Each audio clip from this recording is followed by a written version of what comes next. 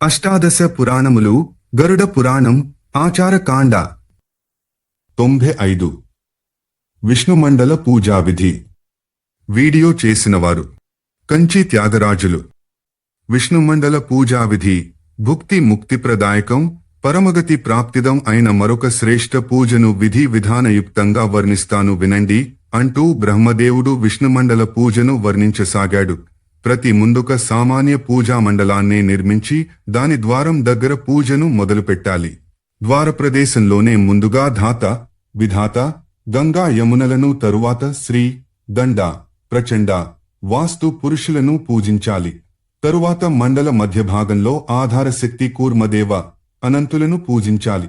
పిమ్మట పృథ్వీ, ధర్మ, జ్ఞాన, వైరాగ్య, ఐశ్వర్య, అధర్మ, అజ్ఞాన, అవైరాగ్య, అనైశ్వర్యాలను కంద, నాళ, పద్మ, కర్ణిక, కేసరాది భాగాలపై పూజించి సత్వరజస్తమో గుణాలను కూడా పూజించాలి.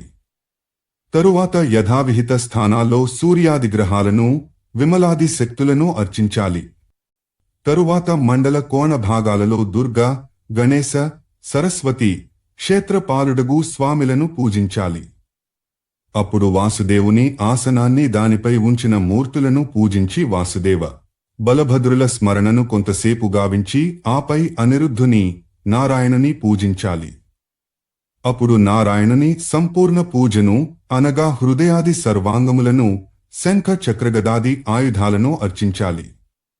అనంతరం శ్రీ, పుష్టి, గరుడ, గురు, పరమగురువులను, ఇంద్రాది అష్టదిక్పాలకులను వారి వారి దిశలలోనే పూజించి మండల పైభాగంలో బ్రహ్మని, క్రింది భాగంలో నాగదేవతని పూజించాలి.